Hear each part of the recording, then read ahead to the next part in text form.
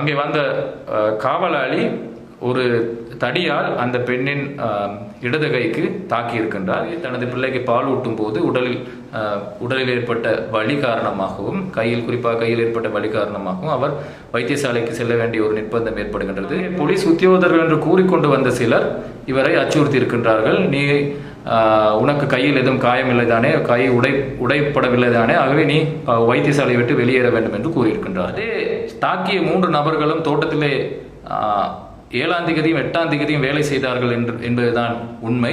அப்படி இருக்கின்ற போது போலீஸ் உத்தியோகத்தர்கள் அவர்களை கைது செய்யவில்லை. 6ஆம் தேதி, அதாவது மே மாதம் 6ஆம் தேதி தும்பரை தோட்டத்தின் 82ஆம் பிரிவில் உள்ள ஒரு பெண் தொழிலாளி தோட்ட நிர்வாகத்தின் உத்தியோகத்தர்கள் 3 ஆண் உத்தியோகத்தர் 3 தாக்கப்பட்டிருந்தார். அந்த தாக்குதல் சம்பவத்திற்கான காரணம், அந்த தொழிலாளி ஒரு வாரமாக தொழிலுக்கு செல்லாமையின் காரணமாக அவருக்கு வழங்கப்பட்டிருந்த அந்த குடியிருப்பை, அதாவது அந்த லைன் வீட்டை விட்டு வெளியேறுமாறு அவர்கள் அச்சுறுத்தி இருக்கின்றார்கள். அப்போ அதற்கு காரணமாக இவர் தொடர்ச்சியாக வேலைக்கு வராமல் தான் சொல்லப்பட்டிருந்தது. அதன் போது அந்த பெண் தொழிலாளி சொன்ன விடயம் என்னவென்றால், தனக்கு இப்போது தோட்டத்தை விட்டு வெளியேற முடியாது, தனக்கு உடனடியாக வெளியேற வேண்டும் என்றால் எப்படி நான் வெளியேறுவது, அடுத்ததாக தனக்கு 3 பிள்ளைகள் இருக்கின்றன, ஒரு கைக்குழந்தை இருக்கின்றது 1 வயதுக்கு குறைவான, ஆகவே எனக்கு இவ்வாறான சந்தர்ப்பத்தில் நான் தோட்டத்தை விட்டு வெளியேற முடியாது, நாளைக்கே நான் வேலைக்கு வருகிறேன் என்று கூறியிருக்கின்றார். அதோடு அவர் ஒரு முக்கியமான விஷயம், அவர் அந்த தோட்ட குடியிருப்பு, அந்த லைன் குடியிருப்புக்கு வரும்போது ஏற்கனவே அந்த லைன் குடியிருப்பில் இருந்த தொழிலாளி வெளியேறும்போது அவருக்கு 37,000 ரூபாயை அவர் வழங்கியிருக்கின்றார். அதற்கு காரணம், அந்த ஏற்கனவே இருந்த தொழிலாளி அந்த வீட்டை திருத்தி அதற்கு செலவான தொகையை தன்னிடமிருந்து பெற்றுக்கொண்டதாக அவர் கூறியிருக்கின்றார். அதையும் அவர் தாக்க வந்த அந்த உத்தியோகத்தர்களிடம் கூறியிருக்கின்றார். என்றால் அவர்கள் சொன்ன விடயம் என்னவென்றால், அதெல்லாம் எங்களுக்கு தேவையற்ற விடயம், நீ தொழிலுக்கு வராதன் காரணமாக வெளியேறு என்று. தாக்கப்பட்ட போது அவரது கணவரும் அங்கே இருந்திருக்கின்றார், அவரும் தாக்கப்பட்டிருக்கின்றார். அப்ப அங்கே வந்த காவலாளி ஒரு தடியால் அந்த பெண்ணின் இடது கைக்கு தாக்கி இருக்கின்றார். அதில் அவருக்கு எலும்பு முறிவு ஏற்பட்டிருக்கிறதா இல்லை என்பது வைத்திய அறிக்கையின் பின்னர் தெரிய வரும். அவரிடம் எக்ஸ்ரே எடுக்கப்பட்டதாகவும் அதுவும் அவருக்கு வழங்கப்படவில்லை என்பதும் இங்கே கவனிக்கப்பட வேண்டிய விஷயம். அப்ப இவ்வாறு தாக்குதல் இடம்பெற்ற பின்னர் அந்த பெண்மணி அருகில் உள்ள கிரியல்ல போலீஸ் நிலையத்திற்கு சென்று முறைப்பாடு செய்திருக்கின்றார். சம்பவம் ஒரு மணி அளவில் இடம்பெற்றிருக்கின்றது. இவர் ஒரு பின்னேரம் போலீஸ்க்கு சென்று முறைப்பாடு செய்திருக்கின்றார். முறைப்பாட்டை ஏற்றுக்கொண்ட போலீஸ் அதிகாரி என்ன சொல்லியிருக்கின்றார் என்றால், இந்த பிரச்சனையை நீ சமாதானமாக முடித்துக்கொள், இதில் நீ இந்த பிரச்சனையை பெரிதாக எடுத்துக்கொண்டால் உனக்கு அநியாயமாக செலவு தான் ஏற்படும், அதனால் இதனை சமாதானமாக முடித்துக் கொள்ள வேண்டும் என்று கூறியிருக்கின்றார். என்றாலும் அவருக்கு அப்போது அந்த தாக்குதல் சம்பவம் இடம்பெற்ற பின்னர் அந்த காயத்தினுடைய பாரதூரத்தன்மை தெரிய வந்திருக்கவில்லை. என்றாலும் வீட்டிற்கு போய் தனது பிள்ளைக்கு பால் ஊட்டும் போது உடலில் ஏற்பட்ட வலி காரணமாகவும் குறிப்பாக கையில் ஏற்பட்ட வலி காரணமாகவும் அவர் வைத்தியசாலைக்கு செல்ல வேண்டிய ஒரு நிர்பந்தம் ஏற்படுகிறது. ஆகவே அவர் வைத்தியசாலைக்கு சென்று அதாவது ஒரண வைத்தியசாலைக்கு சென்று அங்கே அவர் அனுமதிக்கப்படுகின்றார். ஒரண வைத்தியசாலையிலே அவர் அனுமதிக்கப்பட்ட பின்னர் அவருக்கு அங்கே வைத்திய அதிகாரிகளினால் அவருக்கான சிகிச்சை வழங்கப்படுகின்றது. அப்படி இருந்த சந்தர்ப்பத்தில் இவர் அன்றைய நாள், அதாவது மே மாதம் 6ஆம் தேதியே போய் அங்கே வைத்தியசாலைக்கு செல்கின்றார். இரவு 7ஆம் தேதியும் 8ஆம் தேதியும் வைத்தியசாலையில் இருந்து வைத்தியசாலையில் அனுமதிக்கப்பட்ட ஒரு நோயாளியாக சிகிச்சை பெற்று வந்திருக்கின்றார்.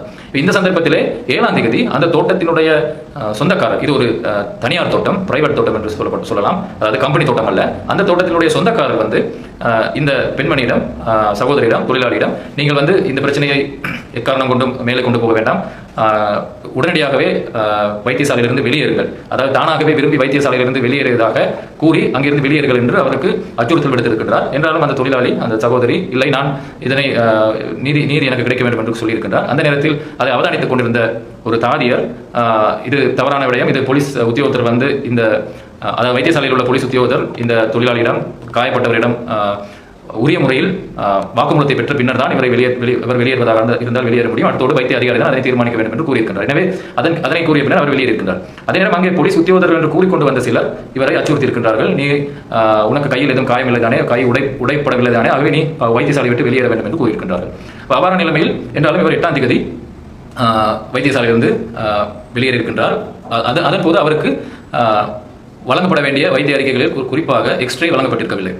இதன் பின்னர் முக்கியமான சம்பவம் என்னவென்றால், இவர் சொல்கின்றார், இந்த டிக்கெட் வெட்டப்பட்டது, அதாவது வைத்தியசாலையில் இருந்து அவர் வெளியேற்றப்பட்டது இந்த அச்சுறுத்தல் காரணமாக, வைத்திய அதிகாரிகளுக்கும் அவர்கள் அச்சுறுத்தல் வழங்கியிருக்கலாம், அதன் காரணமாகத்தான் தான் வெளியேற்றப்பட்டேன் என்பதையும் அவர் கூறியிருக்கிறார். ரத்னபுரி டிஐஜி ஆஃபீஸிலே அவருடைய வாக்குமூலத்தை ஒரு போலீஸ் அதிகாரிக்கு முன்னர் பதிவு செய்திருந்தார். அப்பொழுது கூட அவர் மிகவும் வலியோடு தான் இருந்தார். ஆகவே அவருக்கு வலி இருக்கின்ற போதே அவர் வைத்தியசாலையிலிருந்து வெளியேற்றப்பட்டமை வந்து ஏதோ ஒரு சக்தியினூடாக, அதாவது ஏதோ ஒரு மறைமுகமான தூண்டுதல் காரணமாக வைத்திய அதிகாரியினால் அது இடம்பெற்றிருக்குமா என்ற சந்தேகத்தையும் அவர் எழுப்புகின்றார். அந்த சந்தேகம் எமக்கும் இருக்கின்றது. இந்த நிலையில் மிகவும் கவனிக்கப்பட வேண்டிய விடயம், 9ஆம் தேதி தான் இந்த சம்பவம் இடம்பெற்றது. 6ஆம் தேதி அதே தாக்கிய 3 நபர்களும் தோட்டத்திலே 7ஆம் தேதியும் 8ஆம் தேதியும் வேலை செய்தார்கள் என்பதுதான் உண்மை. அப்படி இருக்கின்ற போது அவர்கள் போலீஸ் உத்தியோகத்தர்கள் அவர்களை கைது செய்யவில்லை. அதிலே கிரியல போலீஸ் உத்தியோகத்தர், அதாவது வாக்குமூலத்தை பதிவு செய்த உத்தியோகத்தர் கூறிய விடயம் என்னவென்றால், நாங்கள் இதனை நீதிமன்றத்துக்கு கொண்டு செல்ல முடியாது, இதனை இணக்க சபைக்கு சம்பந்தமண்டல் என்று சிங்களத்தில் சொல்லப்படுகின்ற அந்த நிறுவனத்துக்கு தான் கொண்டு செல்வோம் என்று பலரும் அது தொடர்பாக விசனத்தை முன்வைத்த பின்னர் தான் இந்த மாற்றங்கள் இடம்பெற்றது. அதில் அரசியல் தலைவர்களும் சரி, அங்கே மக்களும் போராட்டம் நடத்தினார்கள். ஊடகத்தினூடாக இந்த தகவல் வெளியே வந்தது. 9ஆம் தேதி விசாரணைக்கு வர சொல்லி விசாரணையின் போது அவர்களை கைது செய்யவில்லை என்றுதான் அந்த சகோதரி, அந்த தொழிலாளி கூறினார். அதன் பின்னர் 9ஆம் தேதி பின்னேரம் ரத்னபுரி நீதவான் நீதிமன்றத்திற்கு சந்தேக நபர்கள் ஆஜர்படுத்தப்பட்டு அவர்களுக்கு பிணை வழங்கப்பட்டிருக்கின்றது. இங்குதான் மிக முக்கியமான விடயம் வருகின்றது. பிணை வழங்கும் போது நீதவான் தாக்கப்பட்ட நபர் வைத்தியசாலையில் அனுமதிக்கப்பட்டிருக்கின்றார் என்பதை முக்கியமாக கவனத்தில் எடுத்துக்கொள்வார். அதன் காரணமாக இங்கே திட்டமிட்டு அந்த தாக்கப்பட்ட அந்த தொழிலாளி வைத்தியசாலையிலிருந்து வெளியேறப்படும் வரை, அதாவது வெளியேற்றப்படுகின்ற காலம் வரை அவர்கள் போலீஸ் நிலையத்திற்கு வரவில்லை, அல்லது போலீஸ் உத்தியோகத்தர்கள் அவர்களை போலீஸ் நிலையத்திற்கு வரவழைத்திருக்கவில்லை. அங்கே வைத்தியசாலையிலிருந்து குறித்த தொழிலாளி வெளியேறியதன் பின்னர் தான் நீதவான் நீதிமன்றத்துக்கு இந்த விடயங்கள் சொல்லப்பட்டு அங்கே பிணை வழங்கப்படுகின்றது. ஆகவே இது தொழிலாளி தமிழ் தொழிலாளர்கள் என்ற வகையில் திட்டமிட்ட வகையில் இந்த சம்பவம் இந்த நீதிமன்ற போலீஸினுடைய நடவடிக்கைகள் இடம்பெற்றிருக்கிறது என்பதுதான் இங்கே பிரதானமான விடயம். ரத்னபுரி நகரத்தில் இடம்பெற்ற ஒரு ஆர்ப்பாட்டத்திலே மிகவும் குறிப்பாக சிவில் அமைப்புகள் இணைந்து அரசியல் தலைவர்களும்